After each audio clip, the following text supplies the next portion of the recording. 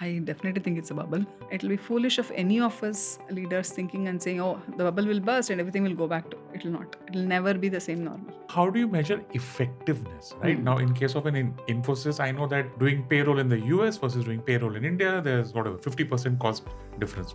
How would you measure effectiveness in a cost center? I tell him, how would you measure it in US?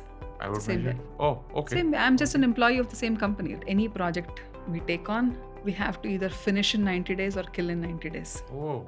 Digital is technology, transformation is people. You cannot be a generalist too much. I think that depth is going to determine who will stay and who will not. And I'm giving you all the money to. What is the one business you'd want to start? In India? In India. 78% of our viewers aren't subscribed. Help us out, folks, and hit that subscribe button and help us bring you more incredible guests. Folks, welcome to Paisa Vaisa. I'm your host Anupam Gupta, and on today's episode in our sub-series on how businesses work, we are featuring an absolutely fascinating business that has taken India by storm over the last 5 to 10 years. Global Capability Centers, GCCs. I myself have never heard of it. I mean, I have heard of it, but I have no idea how they work. First, we're going to talk about what exactly are GCCs, the work they do, and then we'll get some insights for Indian businesses from our guest. Shalini Sankarshana, Managing Director and Country Manager at Planview Inc. India. Shalini, I believe you're jet lagged.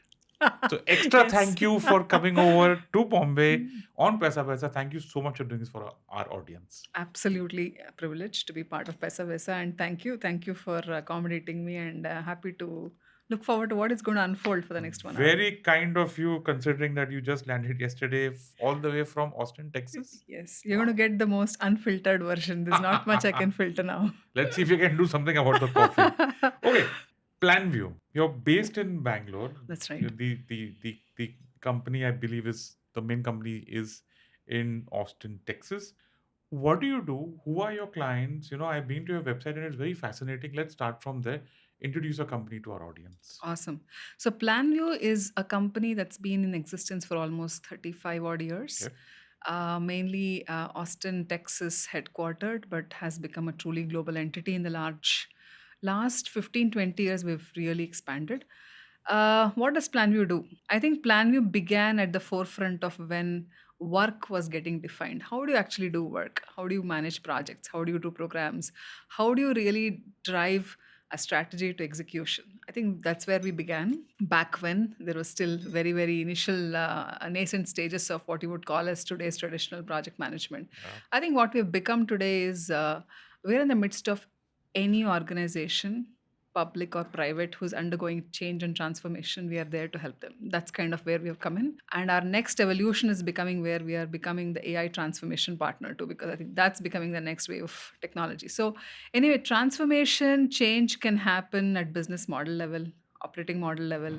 Markets drive transformation. Of course, internally, all your activities, whether you are merging, acquiring, your spun off, your trading environment. So everything is driving a change of some sorts. I think that's where Planview really becomes handy. Yeah.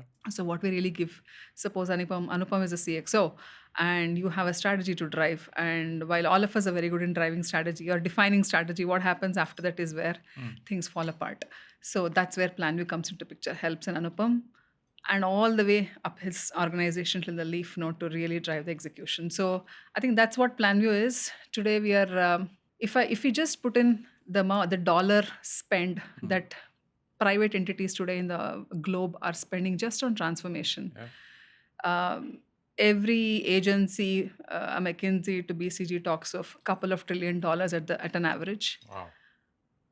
And if you take $2 trillion as an average, and not counting the governmental money, almost $400 billion worth of the transformation drives through Planview platforms. Wow. So that's okay. the scale and size, which means we operate across almost every industry, every sector, every global geography. So more to talk about as we speak. I had a look at your website and I saw clients like I think Vanguard, NatWest, case studies and Yes. videos of their experience of, so I'm Yes. assuming like those are your clients. Yes, and many more. And many more. Okay. Global Capability Centers, where did they evolve? I mean, I've just heard them in the last few years. Indian IT, of course, has a slightly longer history going back to the 1990s. We started with, I don't know what, body shopping, then it Yeah. became Y2K, then it became ERP, and it just went on evolving. But at the core, it was always this offshore model with some on-site presence. When did GCCs happen? Very interesting, I don't know when the term really became.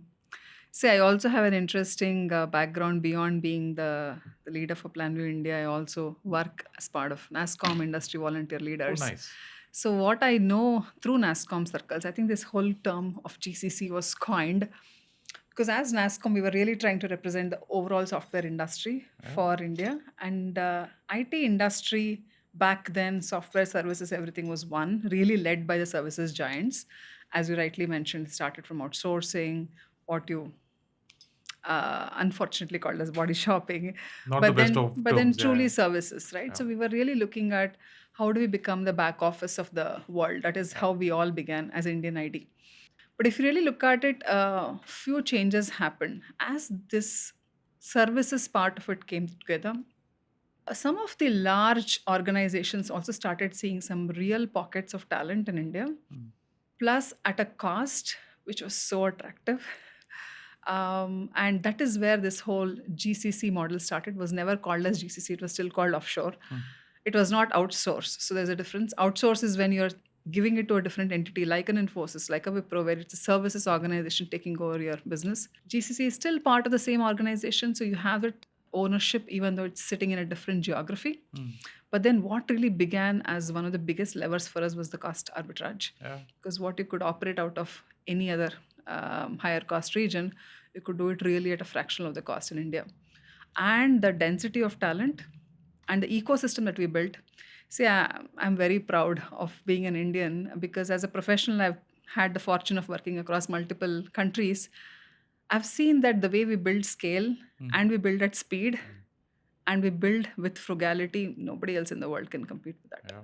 Yeah. I think that density, which services industry really put together, I think that became the right base. When did we start becoming GCC? I think there's a lot of acronyms, Anupam. If you go technical, it's called GDC, Global Development Center. Then Ah. it became GIC. Then it was COE, Center of Excellence. Excellence, Finally, I think yeah. Global Capability Center. I think where it is standing right now is it says still part of the same company. You're not something different. Yeah. Number one difference.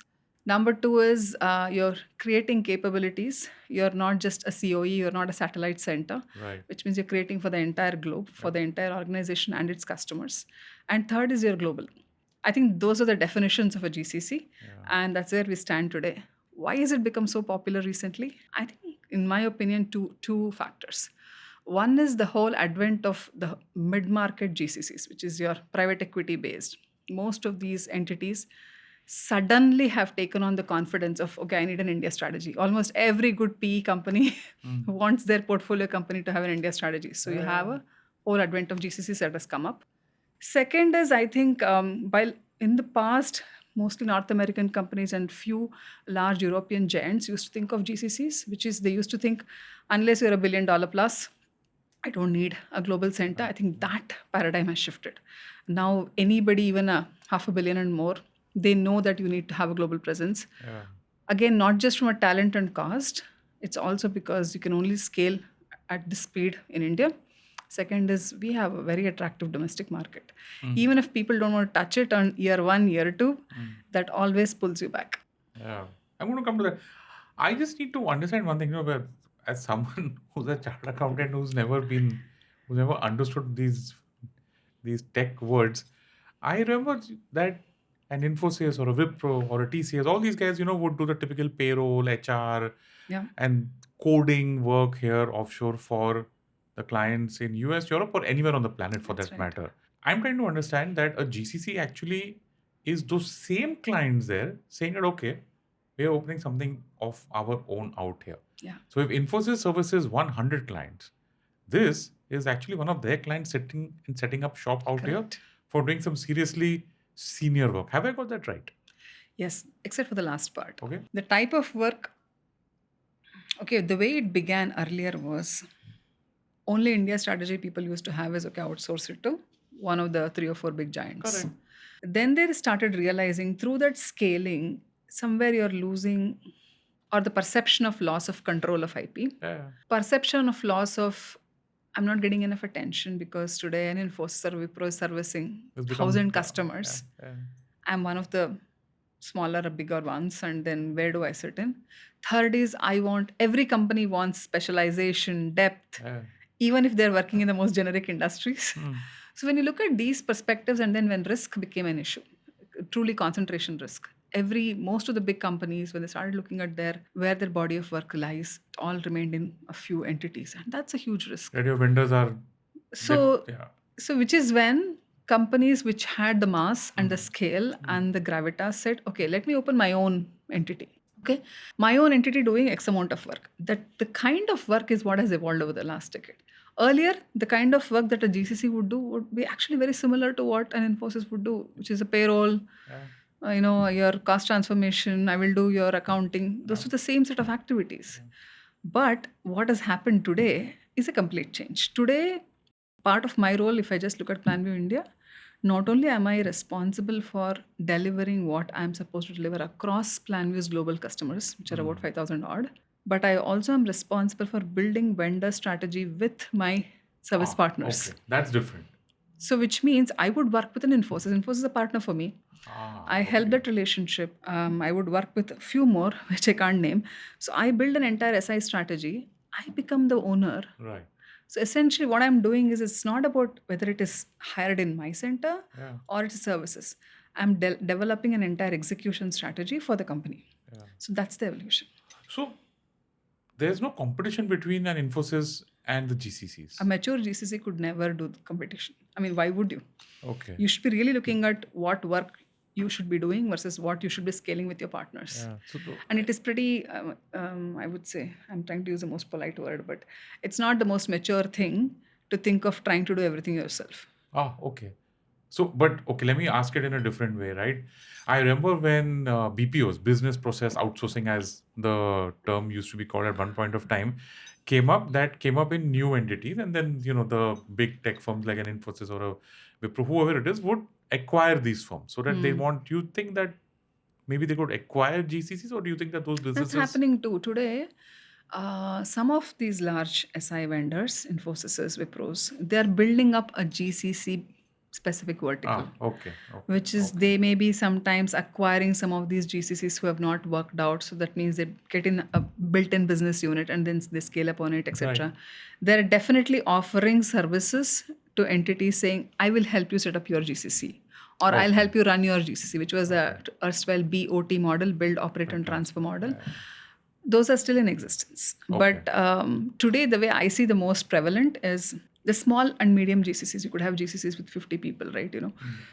They would still run independently. Is probably the earliest form of a GCC versus a mature form of GCC where you have a clear division of what do I want my in-house expertise to be? Where do I want to scale using my partners? And how do I globally work as one unit to the entire organization? That's kind of the most mature setup.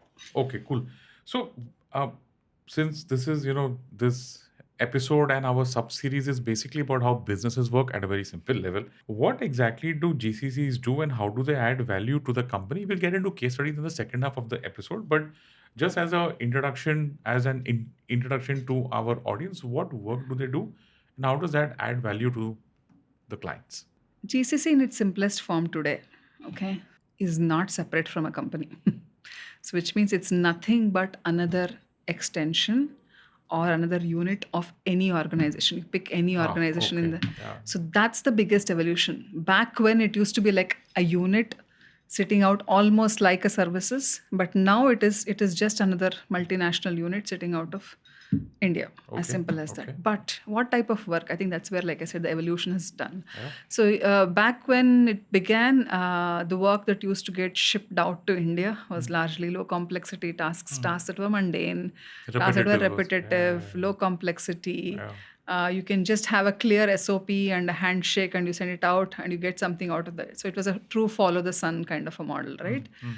So GCCs had both operations like a BPO as well as some tech tasks. And within technology, it was mostly low complexity, fix bugs, pick up the call and do the help desk. Those kind of functions is where it began. But now if you look at it, like if I just take Planview's example, We did not even go through this whole cycle. There are multiple stages a GCC goes through. Yep.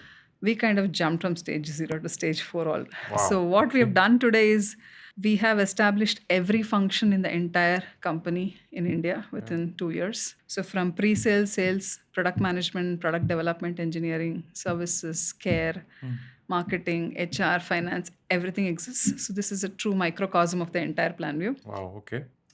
Biggest center in the entire organization. Services all the geographical entities, services every product that we have because Wow, we're a product okay. organization, Uh, and truly looks at it a 24/7 kind of a center. So this is the other extreme. So today what GCCs do, and most of the GCCs are heading towards this way, which is Sure, leapfrogging and saying, I don't want to spend 10 years in building this. I'll build it up in the next first 2-3 years.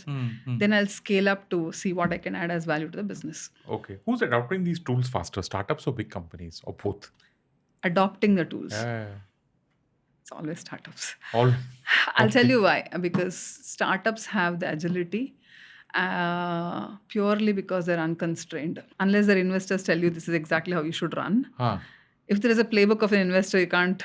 Yeah. But when you are a company of any form and you're a CA, you know this. When you're auditable, reportable, Yeah. you have certain guardrails. So you'll always adopt. Okay. Not that you will not adopt, but you will adopt with certain controls and guardrails. Sure. So any day startup. Okay. When it comes to solutions provider like an Infosys or a Wipro, whoever those people are, those companies are, the work is measurable. So if I'm a client sitting in the US, I know that I'm giving work to them, and for the company that's sitting out there, it is revenue, right? How does it work for GCCs? Are you cost centers for companies? Because, Yes. they are, since you're captive units, I'm That's assuming. it. Most GCCs are cost centers because you're nothing but an extension of an existing unit, unless you start operating in those local markets, like some of the GCCs, like Planview included, where we operate into domestic market, we Sure. sell into Planview India. So then we have a P&L entity, but really most of the GCC work is really cost entity. So how do you measure effectiveness, right? Now, in case of an Infosys, I know that doing payroll in the US versus doing payroll in India, there's whatever 50% cost difference. How would you measure effectiveness in a cost center? When you're going through a cost transformation, so I think it's phase wise. Okay. There's a philosophical question. I'll come to the end because Sure. when somebody asks me that question, especially let's say a global leader, I tell him, how would you measure it in US? I would Same measure. way. Oh, okay. Same way. I'm just an employee of the same company, right? Huh. So leave that philosophical thing aside.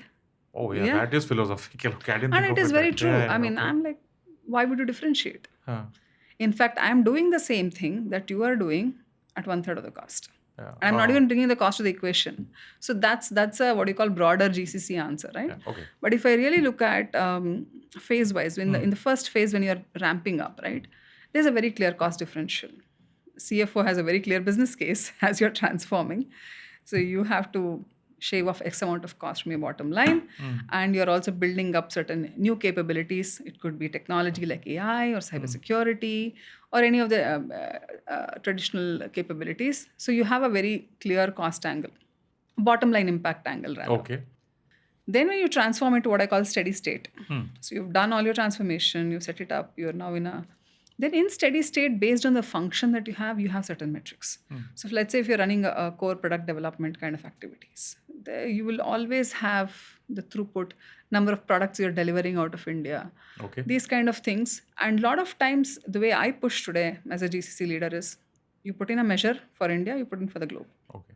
You do not have a separate measure for Very India. interesting. You Yeah, better yeah. not have. Yeah. Right? Because I'm not a vendor. I'm part of your entity. So, but I can be the one who can set the trend Yeah. because I'm transforming your organization from a very legacy thinking to a new age thinking. So I can help you understand how to measure. But once you do it, it's a global measure. Okay. But if you're an operations center, let's say, then there's a very clear set of metrics, right? Your throughputs. If you're a financial, how many transactions have you processed? All these are very, very traditional measures. If you are, let's say, customer care or production support, number of cases, the customer sat. So if you really look at it, most of them have some very clear metrics already identified globally. I would always do and suggest to my GCC friends to just adopt global metrics. Don't ever do India metrics alone. Okay. What is one, since you mentioned the globe and other countries also, what's one India specific challenge you face here that you don't really see elsewhere. We've had all the good stuff about how India has this labor advantage, etc., etc. But any India-specific challenge that you face here? there are multiple. Attrition, number one, Okay. because we're such a high employee demand-driven market, especially in centers like Bangalore, where more than 50% of GCCs exist in probably like this small 50-kilometer radius. Everybody is hopping to any other company. So attrition is one of the biggest things. So which means you have to be truly at the top of the game to hold on to retain, real good talent, and also build enough model to say that there'll always be rotational talent, and you find a way to Deal with manage it. that. Yeah. So that's one which is unique to India, which is very hard for the rest of the globe to understand unless they've worked with India. That's both an education and a constant defense mechanism, number one. Number two is there is a this is a younger demographic with a very specific and clear set of needs of what they want their career to be. Most of GCC transformation, especially the newer ones, would be, you've had an aging population sitting for 20, 25 years. They're happy where they Our are. demographic dividend is giving you a few challenges there. Dealing with Gen Z it is not, but at the same time, they'll push you to the next level, right? So the leadership here and the acceptance of that leadership and the India model is very important and real. That challenge is very real to Number two. just... Okay. That's number two. Number three, if you are looking at India as... We are not just ambitious Gen Z type of population. We also have millennials like of us. course, yeah. But what we also are looking for is, you're given the chart of transforming. Are you transforming? Are you just staying like for like? Are you just, status quo? Very important to set that charter ahead of time. You say all these buzzwords, you say you're for transformation, and then you make them do low complexity. The GCC will never succeed. Very So some of this interesting. clarity in the charters, and ultimately it comes down to leadership, Anupam. Yeah, On the that's ground over obviously. there. So And it has to be that, and you have to constantly evolve it, because don't expect your parent entity to tell you what to do. Sure. You have to keep pushing the envelope. Yeah. Last question before we go into a break. Since you work with NASCOM, what are the numbers in India now? Because I know that they're huge. I've had a lot of guests from real estate coming in, and when I pose the question to them about commercial real estate, they, after they talk about logistics, or sometimes before they talk about demand from logistics, demand from data centers, always GCC. Yes. Right? Yes. Any numbers here, either number of GCCs, number of people that we're employing, growth rates, anything at all? CAGR is growing at double digit just on GCCs. I think number of GCCs, I've heard any number between 1,700 to 2,500. And it's set to double by 2030. So can you imagine 500 plus GCCs expected just in Karnataka by 2030? That's a number I saw from Karnataka ITBT, Ministry of ITBT. So crazy numbers are being put out there. Again, number of GCCs at the outset may look attractive for me. More than that, it's a kind of GCCs. What's the business being driven out of here? Again, very, very massive numbers. The good thing is it's really spread across all continents. So it is earlier our concentration was largely with United States. I think now we have United States plus Europe has really picked up momentum. Especially the place I come from, Bangalore. Every week you have like 2 to 3 GCCs coming up. It's crazy. Okay. At least I get invited to those meetings where I'm helping them understand how to set up a GCC. So it's a very real thing right now. Yeah. But I think the next 5 years is going to be like this. AI is going to be a big change We're there, and we going to should talk about about that. it. We're going to talk about that. Folks, we're going to take a small break out here. I'm sure you're wondering what work does Planview do, and we'll get into case studies and much more. Do not go anywhere. We will be right back. Did you know Indians report nearly 800 cases of online financial fraud every day, which has resulted in losses exceeding 1,000 crores in the last 5 years? To keep you safe from such fraud, I am starting my newest podcast series, Conversation with Vigilante, an initiative by HDFC Bank. In every episode, I will feature special guests who can share expert insights on the different types of fraud, their modus operandi, and how you can protect your money. Stay safe, stay vigilant, and don't forget to tune into Conversation with Vigilante. Catch the episodes on all audio streaming platforms and V for Vigilante YouTube channel. And welcome back. Okay, Shalini, Tell us about the transformations Planview has led for their clients. Of course, I understand that you can't name them across the various sectors that you operate. And folks, and if you want to know some more case studies, please go to the website. There are plenty of them there, including in all formats, like videos as well as um, written. Can you share a real India story? Maybe a project that was struggling and turned around thanks to Planview. Absolutely. India, we began servicing probably about 2 years ago, Mm-hmm. which is kind of when our GCC also started scaling up. And in the beginning, we spread out across BFSI to auto, pharma, and R&D. We were kind of all the sectors were okay. I think as of this year, we have really focused on BFSI, pharma, and auto. Okay. And pharma is a big industry that we are pushing into. But when we look at case studies, one of them, in fact, Mumbai-based, a large conglomerate. Their capital markets unit is where we were really focusing on. Okay. And our buyer, our economic buyer, was the CTO of the overall shared services running the entire group company. And Wow, that's large. yeah, the entire group company, that capital markets business has about, I think, 7 to 8 different lines of businesses. The shared service CTO is what wanted to really bring transparency, number one, Okay. into the whole, because the new CEO had a mandate that any project we take on, we have to either finish in 90 days or kill in 90 days. Oh, So that's the kind of speed they wanted to bring in. Okay. Second is really wanted to look at transparency, because 8 business lines running in 8 different ways. While did not want to curb anybody, their pace, but you had to bring in some level of streamlining. Yeah. Third is really want to their problem statement. I want to understand, where is my investment? My strategy is this. My objectives is this. Where is it really going? And if my investment is not going in the right direction, how fast do I pivot? Okay. While I pivot, that how does execution work through the entire organization was one of the biggest. Wow. That's where we began. It was not an easy ride, neither for us or for them, because while these were core objectives at the top, multiple line business leaders really did not want anybody to bother them. Obviously. Right? So That's they're like, all I'm running my business. silos, right? Mere dhande ko chodo, right? So I think that more than silos, it was really about not curbing the speed while putting in this controls, right? I think what we have done so far is that vision of I want to see everything in 90 days. We have put that horizon in place Okay. for all the projects. We have given visibility across multiple billions of dollars that they spend in today across multiple lines of businesses.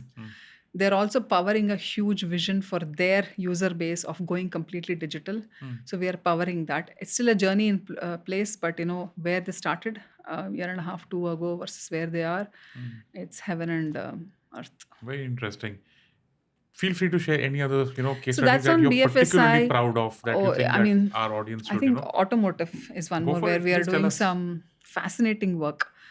One of the world's largest two-wheeler maker. Beyond this, I will not name them, but you will know whom I am talking about. World's largest two-wheeler, I think, sits here in India, but okay. In India, I'm talking Yeah. of an India case study. Ah. Globally, there are many. I'm talking mainly of India case studies. Okay. So this automaker is going through a massive PLM or product lifecycle management transformation. So they're changing their entire new product development process because they want to go truly world-class. While they're already exporting to 70-odd countries, Right. they want to be a world-class manufacturer. Okay. And they also have recently acquired some European entities. So they really want to be taking away the shackles of being an India-only brand to a world brand. With that, they're completely going digital, which means it's not just manufacturing two-wheelers and three-wheelers. They're also saying, I want to look at an entire digital life cycle of, let's say Shalini wants to buy a two-wheeler. I may sell it off, somebody else may buy it, they may go into second hand, but I may want to go for another model. How does my life cycle work? It's a very interesting way of looking at the business. Plus EV, electric vehicle. So all of this is part of their vision. And in that transformation, what they're absolutely lacking today is the execution level. They are doing some changes, which is how do I create my mopeds, right? At strategy level, these folks know that this is where I want to head to. There's nothing in between. Yeah, And so obviously. Planview has become the glue today for their entire auto business. Making it And happen. potentially we are expanding to their entire group business, which goes across beyond auto as a vertical, where we are helping them through whole financial planning, Sure. investment planning, Sure. resource planning. And through that, we have given them impetus to actually go into their vision by 2030, which is 3 years away. Wow. This massive vision. So, yeah, a lot of proud stories. Yeah. And the more I hear this, the more I'm wondering that, that I think that it's the McKinseys and the Bains and the Boston consulting groups and all that who do this work. Why are you, Oh, yeah. They would. We actually partner with them too. Okay. Think about them as generic consultants, right? They're coming and telling you how do you change your business. What happens after that? Okay. They give you consulting report and then they go. What happens after that? So a few things have to happen. One is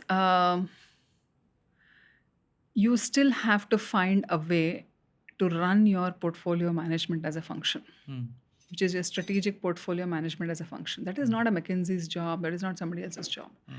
It's your own business's job. And that's where a platform like Planview helps, because we are not McKinsey's. We are a software with a McKinsey type of a skill and strategic portfolio management. That's what we do. And once you do that, how do you drive that down to execution? Okay. Which is, I could be an auto, I could be a pharma. For example, one of our other customers is Hyderabad based. They're one of the largest manufacturers of biologics, and they come out with new molecules all the time. Wow, okay. Their entire R&D planning is done in Excel spreadsheets. Oh, okay. First time I'm hearing that. So how do you actually transform that, make it world class, right? So that's where organizations like Planview come in. So we will always coexist with a BCG or a McKinsey. Sure. Times we do better than them. A lot of times they do a more umbrella generic style and we go deeper. That's where we are. Okay, what's your message to the Indian business ecosystem here? What can they learn from the work that GCs do, other than hire them, of course, which I'm sure they will. But any message to them? GCCs have always world-class ambitions. They're not building it for a market. They're not saying, I'm building in India, I'll build it for India. It's not the case. So I think that world-class aspiration pushes you to be truly, truly excellent. Okay. I would wish for that for every Indian business house. Wow, okay. Because sometimes we have the tendency of cutting corners. I think if we have those world-class aspirations, we bring the world-class people, we put in those kind of processes and systems. Sure. I think that's when we can truly change the world, right? So Very that would be one. Second is be thoughtful about how you invest. We are one of the most financially prudent human generations. But I think what I'm seeing based on all my experiences across the globe is, I think if we put in the right structures, right constructs, and you would appreciate that being a financial person yourself, I think we could go places. Sure. We hold ourselves back. Capital allocation, I guess.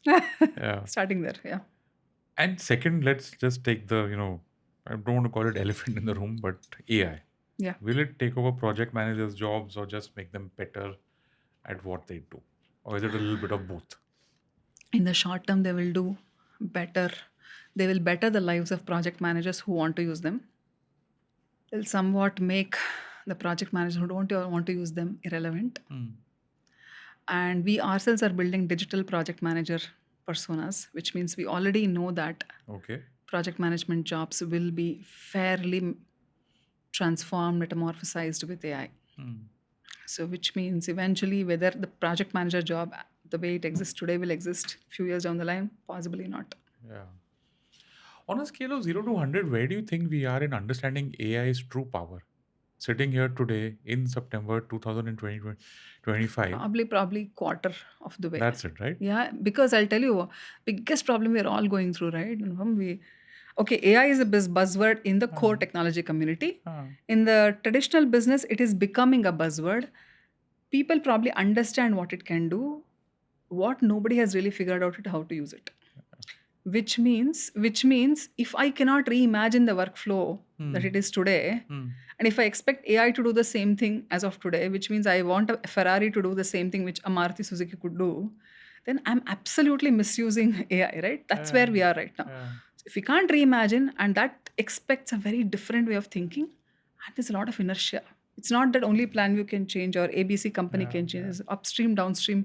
Unless they change, nothing will happen, right? So I think all of that inertia is pulling us, but that reimagining, very few companies are doing it. Yeah. And since I have you here, and since you also work in the US, let me get your point of view on what seems to be a very big question of our times right now, not just for stock markets, but in general. Is AI a bubble in the US? The kind of numbers that they're doing on the capital expenditure that the Crazy. largest companies are doing out there, It's crazy. and which is, one part of that is getting reflected in the stock markets where the top 5% now in terms of market cap occupy some insane number never seen in the history of stock markets, is what I read till yesterday. What do you think?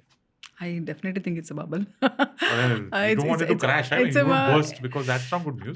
okay. That's okay. We have to be realists, right? Yeah. Uh, um, Again, as leaders, our job is to continue to look for the signs.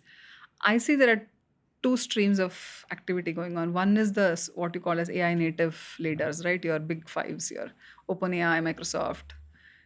They are massive, Nvidia. They are massively outperforming the stock market. They're changing the stock market. Yeah. But if you really look at the traditional companies, they're growing but not at the same scale because they have to find now tons of money to spend in AI and they don't, right? Which means that existing businesses are getting impacted. So that tells you already that this divergent trend eventually has to converge somewhere because you can't have 5 companies ruling the entire world. At some point, even with all consolidation, it has to come down. Simple math. Yeah. So it is a bubble. It will somewhat burst, but when it bursts, the world will not be the same. In this horizon, the world is absolutely changing. It will be foolish of any of us leaders thinking and saying, "Oh, the bubble will burst and everything will go back to." It will not. It will never be the same normal. That's my prediction. Let's get you back after a year and let's see how that prediction works out. What are the top 3 mistakes you see when companies adopt project management tools, and how can they avoid them? Number one, they expect that you put on a tool, you turn it on like your switch, everything will work. Yeah. And especially with some of our large organizations and businesses here who expect a lot of their organizational problems to be solved by a tool. Doesn't work that way. Number one. Number two, I heard this from a leader long back, and I've always kept that digital transformation. Digital is technology, transformation is people. Okay. You can put in enough of technology, but if you cannot take the people along, you'll never be successful. So I think that's where the friction, a lot of things happen. Okay. And third is there is a lot of conviction needed at the leadership level, the customer side, because change is never easy. None of us want to change. Our nervous systems are not built for change. So if you want to change, you have to have the conviction to ride through it. So I think that's where, whether it's a project management tool or a SAP transformation tool, just falls apart if you don't have the conviction to take it through. Nice. What's your outlook for GCCs in India? What's the next leg up? Maybe AI is the next leg up. I don't know. What do you think? Absolutely is. Yeah. If as GCCs you don't adopt AI and you don't become AI positive and probably even pushing the AI trend, you're definitely at the brink of somewhat of extension in many few years. In coming few years. The other thing is, I think very soon we have to get away from this. I'll take on low-end jobs, low complexity jobs, etc. Because that's anyway going to get transformed, whether through AI or through automation. I think very, very soon we have to go deep. I've always been a big believer in expertise. You pick an area, be an expert, build a depth. You cannot be a generalist too much.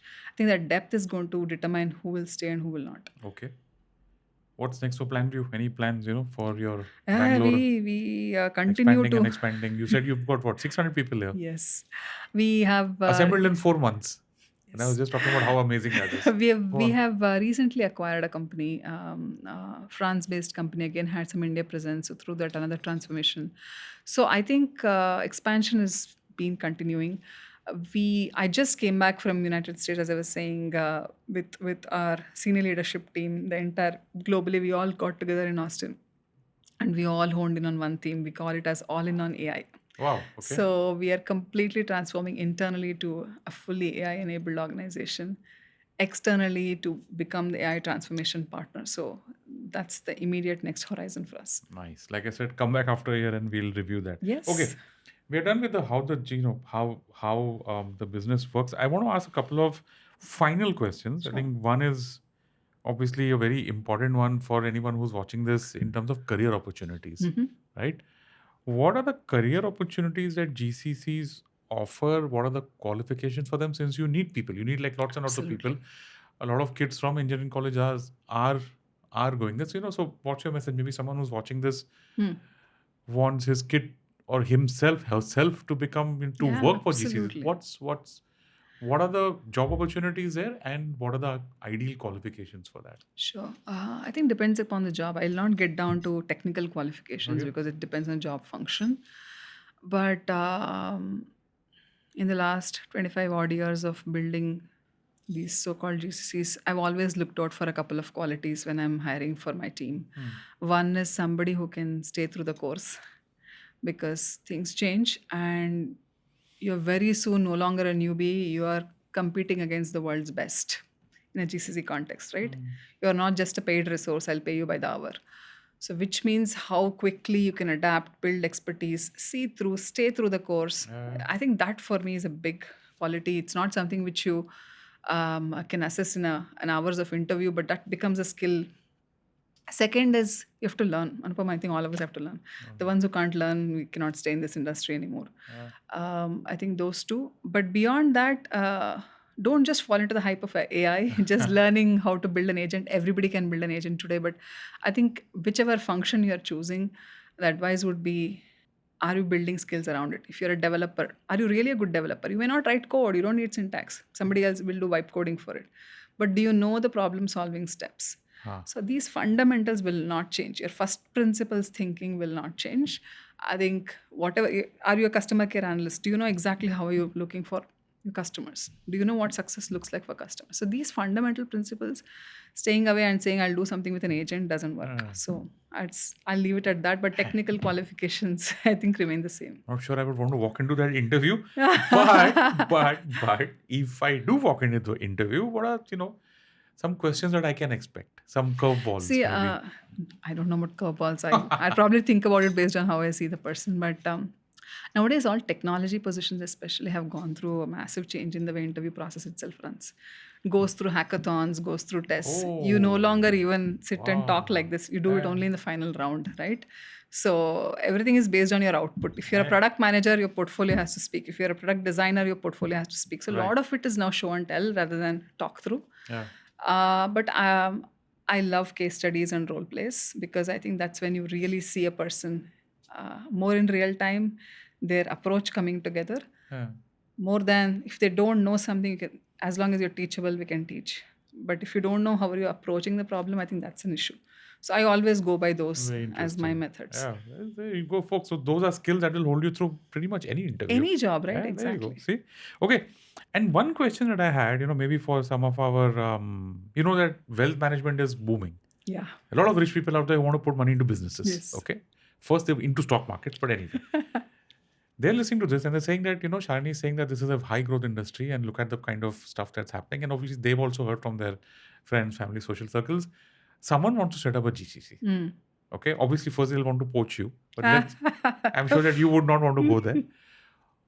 What would you tell them? I mean, what should they be prepared for? All they have is capital. Obviously, they need the right people to hire. Okay. They just know that they want an ROI. That's it. They've got maybe if we can start with what is a good amount to start your investment with, what are the kind of people you need to have and what you can look forward to? I'll tell you one thing. GCC is not something you set up independently, which means you have to be you have to be building a business. Could be any business. And then you can figure out if you want a GCC strategy. Okay. And if that GCC is in India or any other country you pick. That's how it goes as a step. So if you're a capital intensive person, pick any of these booming industries. Today with technology, most of these, at least the stage 0, unless it's an inventory heavy industry, you can set it up with minimum workforce. I also have the privilege of helping through advising a lot of startups. So I tell you, today setting up a startup in, like I said, non-inventory heavy businesses in the first stage is fairly straightforward. Okay. All you need is a cloud instance. Okay. You need setup of AI and agents. You need to know what to solve for first 1 to 5 customers. But post it, when you have to scale is when you really have to build in true experts. Bring in first few handful of experts. And then once it scales a little bit up, even if you have put the best capital, move back, bring in an operator CEO. Yes. Try And not to let run him- it yourself. yeah. Those would be the first couple of pointers. That's why I said no, they'll probably poach you. Let me try one more way of approaching this. Right now, I'm an investor and I'm very convinced in Shalini's capabilities as a business leader. Okay, and I'm giving you all the money to. What is the one business you'd want to start In India, in India? Since you work across so many businesses with startups, with established companies, and you know how entire business life cycles work, I what do you think think is BFSI is still hot? it is Very interesting. because there's still so much underserved sectors of BFSI today in India. yeah. I believe so, and maybe I also still have that soft corner for BFSI, given that I've worked across it so many Which years. part of BFSI? I still see. I know all our startups and fintechs are still around lending and credit. That's where that's the only place left where they'll make money, right? Because where Correct. else? And if you Everything look else at it, is- yeah, that is still on the lending side of the business. If you really look at it, investing and wealth management, I know we have entities like Zerodhas and etc. But if you look at it, those two still have a lot of runway. So that takes a lot If you- of it lot takes of work. work. So if you leave the BFSI out, the other sector which is interestingly cropping up, right, is this whole intersection of pharma, health tech, Thought it'll go and there, medical. yeah. CDMOs. Yeah, that's what I thought. Possibly. Yeah. Because I think it's a long-term bet. Requires some work, but also ripe in India. And no other country on the planet has the kind of opportunity we have. Aye. All of them have risks though, but No, of course you do. It's interesting because if you look at the stock markets as investing opportunities, then in the BFSI space, you've got like everything there. You want a wealth manager, you got a wealth manager. You want a stock exchange, you got that. I think wealth is You a got- sector people have not still done enough. Yeah. Why, if anyone has money, you can. And CDMOs actually, I think India is still probably at the small or mid cap stage. You have a lot of exciting stuff there. Yes. I don't know how many of them have been discovered or getting discovered, but yeah, see, folks, we started with GCC and we ended with investment opportunities. With that, that's a wrap. Thank you, Anupam. Thank you so much for our guest who is jet lagged, and I hope that you catch up on your sleep. Shalini Sankarshana, Managing Director and Country Manager at Planview Inc. India. Shalini, thank you so much for coming over here, giving us an hour of your time in Bombay to come back. Yes, I love Bombay. I'm sure. Oh, yeah, Yes. great. No, thank you. If this was a jet lagged version, imagine if it was not. I am looking forward to with that. With that, thank you for giving me the space to share and be myself, and truly enjoyed the conversation. Fantastic. Thank you so much, Shalini.